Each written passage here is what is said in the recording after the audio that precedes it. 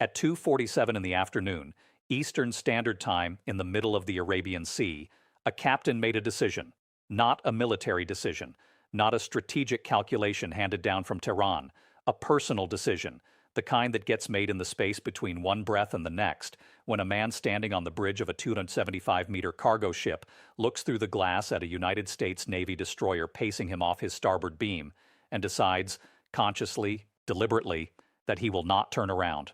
That decision lasted 6 hours, and then the USS Spruance opened fire.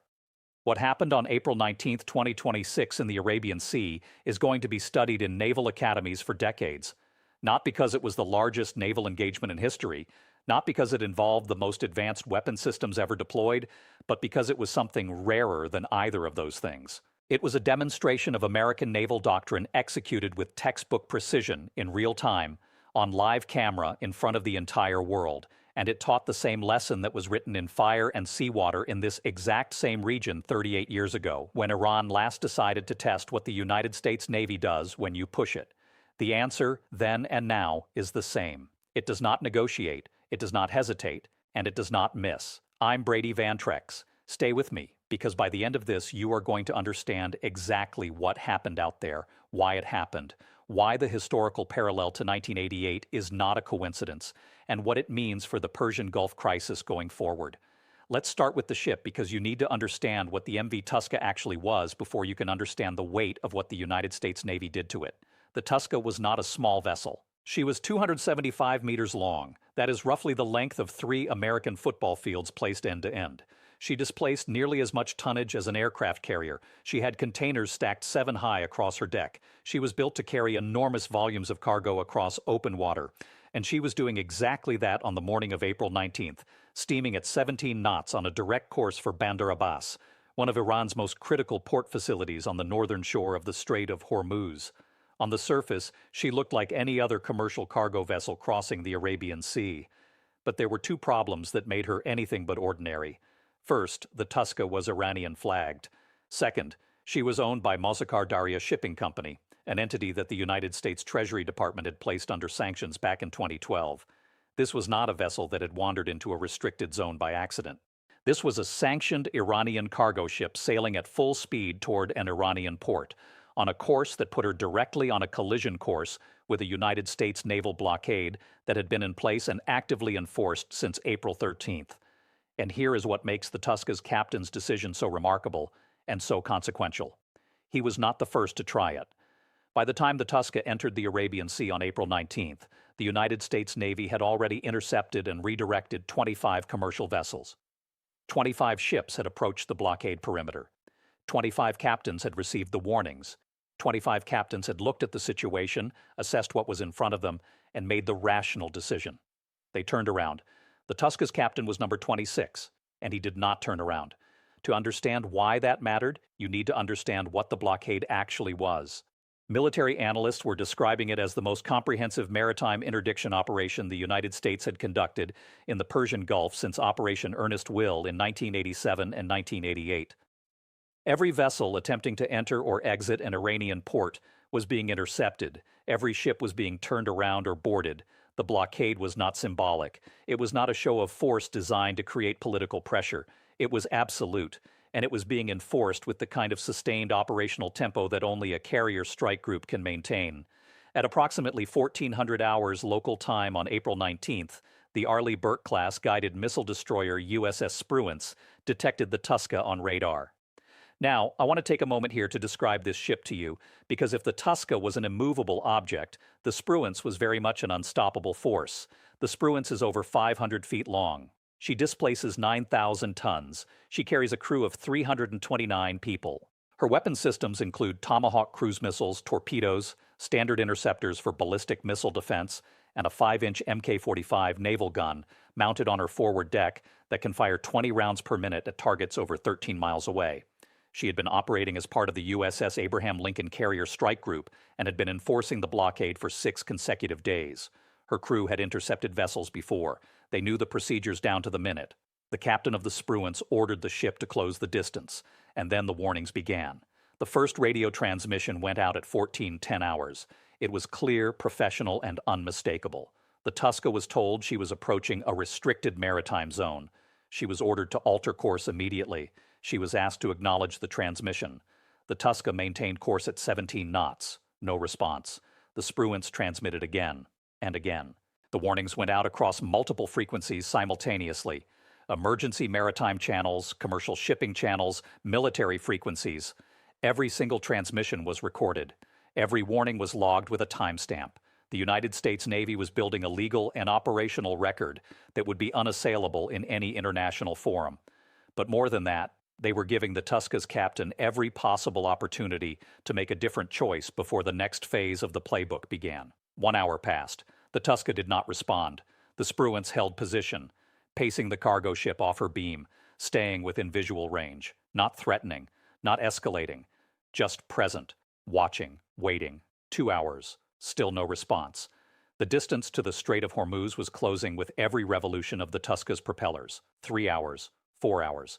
The sun began to descend over the Arabian Sea, painting the water the color of copper. And still the Tuska pushed forward, silent, steady, as if the warship pacing her kilometer for kilometer did not exist, as if 9,000 tons of armed American naval vessel off her starboard beam was something she could simply choose to ignore. 5 hours into this standoff, something shifted. The tone of the transmissions from the Spruance changed. The warnings were no longer advisories, they were directives, and the final transmission carried language that left absolutely no room for misinterpretation. Motor vessel Tuska. Motor vessel Tuska. This is your final warning. You are in violation of United States naval interdiction operations. Vacate your engine room. We are prepared to subject you to disabling fire. Vacate your engine room. Disabling fire. The Spruance was not threatening the Tuska. It was informing the Tuska's crew of exactly what was about to happen, so that no one would be in the engine room when it did. This was not the language of a Navy that was bluffing. This was the language of a Navy that had a firing solution already calculated and was offering the crew of a sanctioned Iranian cargo ship one final chance to get out of the way. The crew of the Tuska had a choice.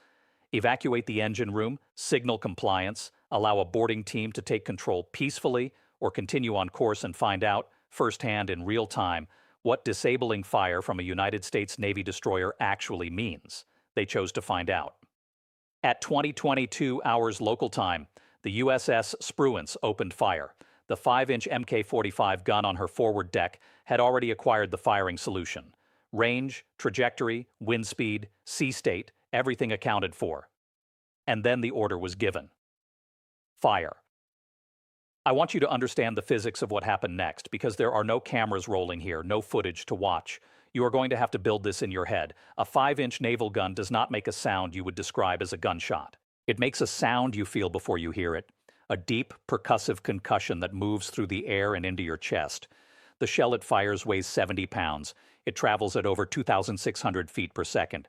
And when it hits steel hull plating, it does not glance off. It punches through. The first round struck the Tuska's engine room dead center. The impact tore through the hull as if the steel were paper. The second round followed, then a third. The Spruance was not trying to sink her.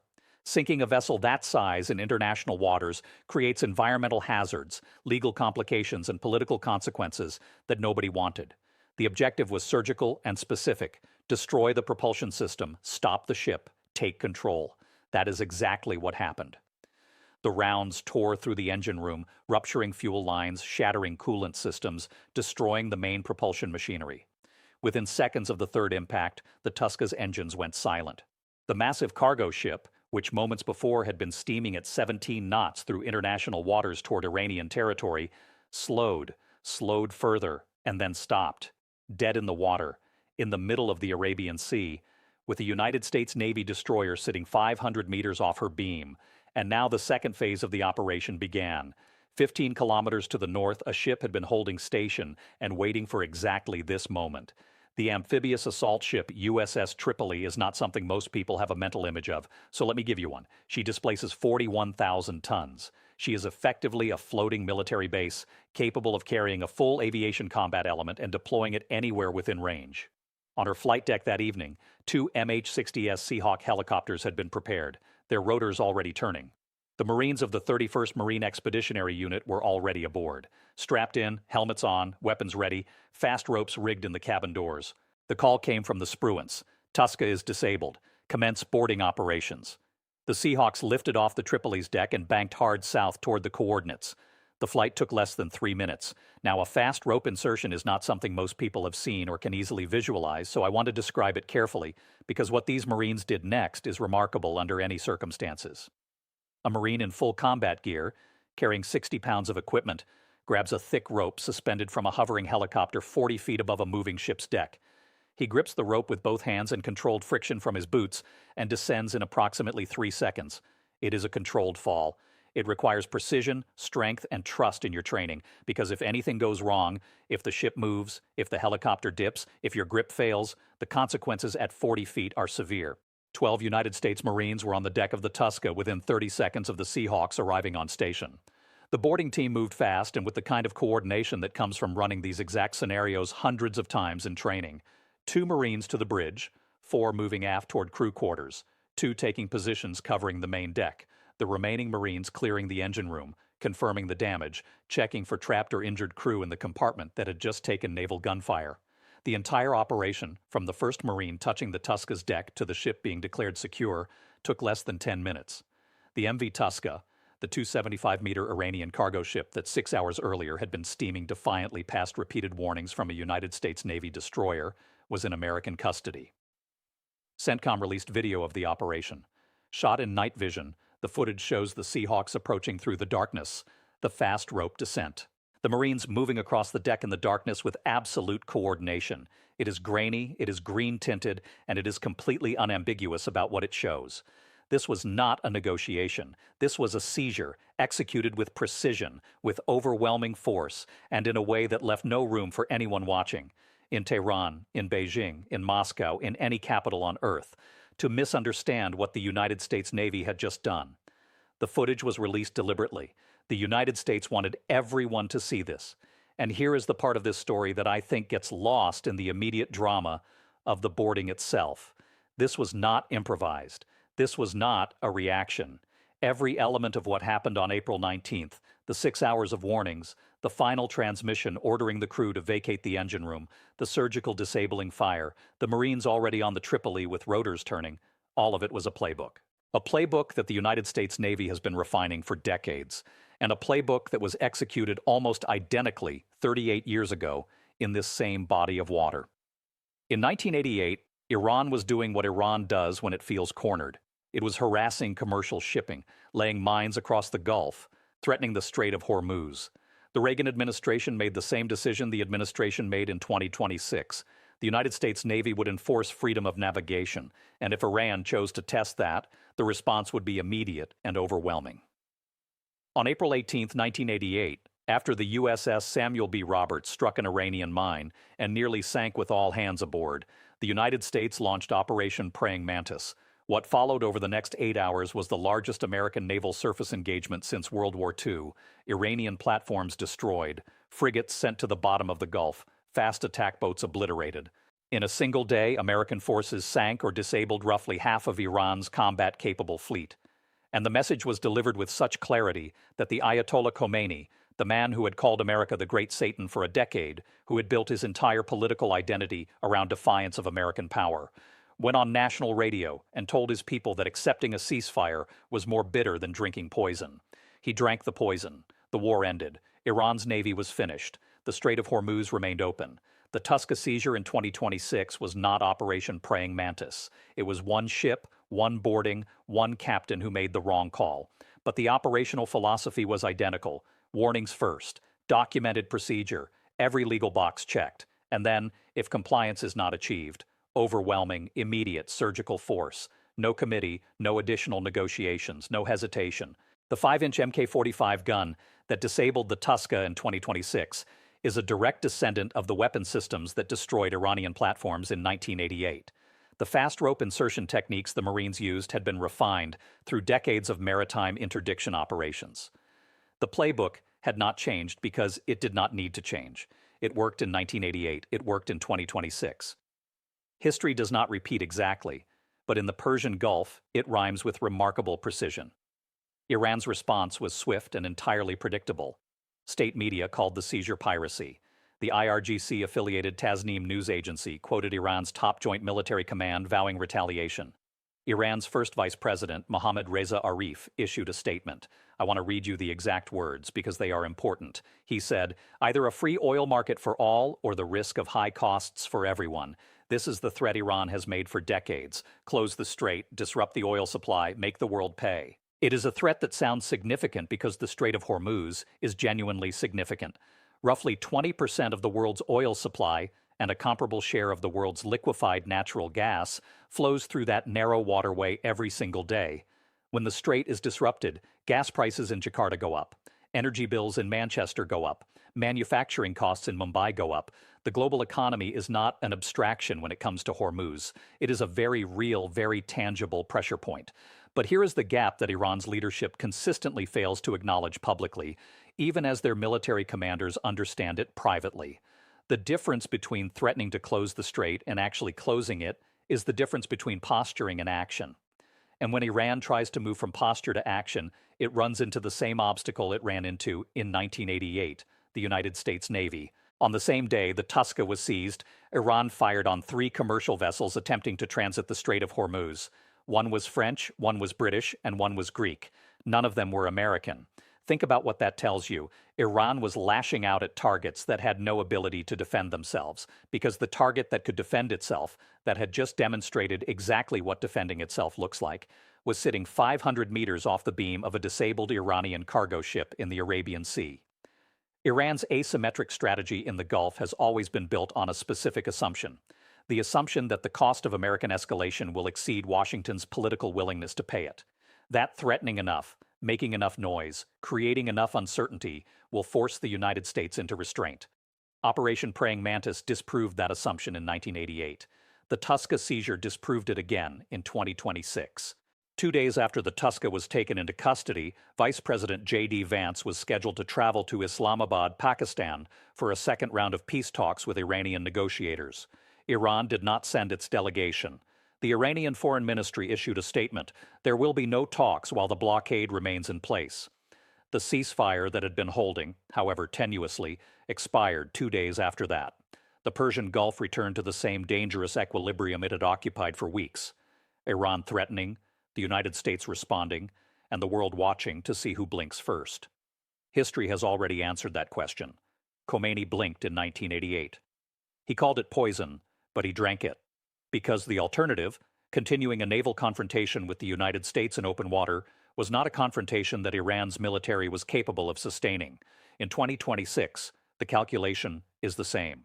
Iran's IRGC has fast attack boats. It has coastal missile batteries. It has mines and asymmetric tactics designed to inflict casualties in the narrow confines of the strait, where the geometry of the waterway limits American maneuverability. But those tactics work best in shallow, constrained coastal waters. In open ocean, ship-to-ship, destroyer versus cargo vessel, the calculus is not even close. The USS Spruance could have sent the Touska to the bottom of the Arabian Sea in under a minute if the objective had been destruction. Instead, it disabled her with 3 rounds, boarded her in under 10 minutes, and took her into custody. That level of precision and control is what separates a professional blue water navy from a force built around guerrilla tactics and coastal harassment. The Touska is currently in United States custody. Her crew has been detained. Under American law, the ship itself may be subject to forfeiture as a result of the blockade enforcement action. The legal process will unfold over months and years in ways that will generate diplomatic noise but very little of strategic consequence. But the real value of the Touska is not the ship. It was never the ship. It is the message. And that message has been received in every capital city on Earth.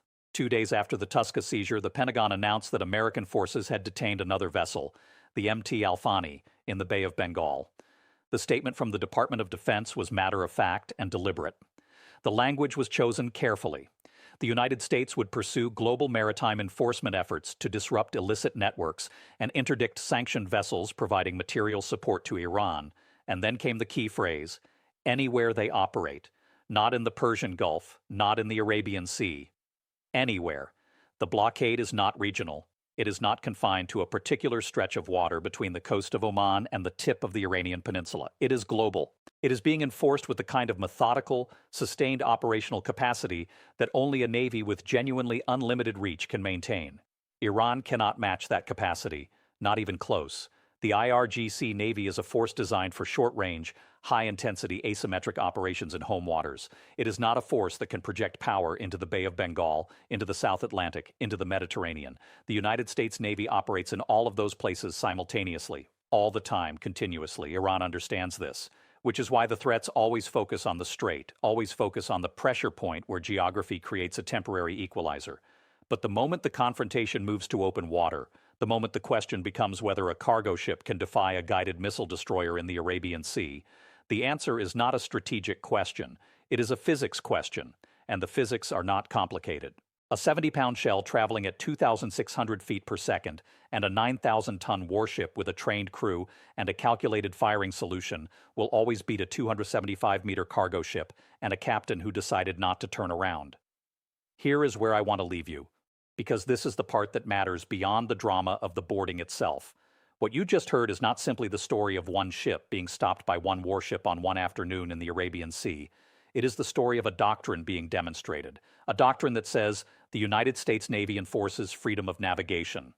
That enforcement is not subject to negotiation. It is not contingent on political conditions. It is not something that gets recalibrated based on the noise level of the response. If you approach the blockade perimeter, you will receive warnings. If you ignore the warnings, you will receive more warnings. If you ignore all of the warnings, you will be disabled, boarded, and taken into custody, and the entire sequence will be documented, recorded, and released to the world so that nobody watching has any excuse for confusion about what happens next. 25 captains looked at that doctrine in action and turned around. The Touska's captain looked at it and pushed forward. He found out what happens when you push forward, and every ship that approaches the blockade perimeter from this point on, every Iranian-flagged vessel, every sanctioned entity, every captain who has been told what the rules are and is weighing whether to test them, is going to think about the MV Touska sitting dead in the water with a boarding team on her deck. The Ayatollah drank his poison in 1988. The Touska's captain found out why in 2026. And the Persian Gulf, which has been a pressure point for American power projection for over 4 decades, is once again proving the same lesson that Operation Praying Mantis taught a generation ago. When the United States Navy draws a line in the water, the line stays there. I'm Brady Van Trex. If this gave you a real understanding of what is actually happening in the Persian Gulf right now, the doctrine, the history, the stakes, subscribe to the channel. This is a crisis that is not over, and I'm going to keep covering it with the depth and detail it deserves. Share this with someone who needs to understand why the Touska matters beyond the headlines, and I'll see you in the next one.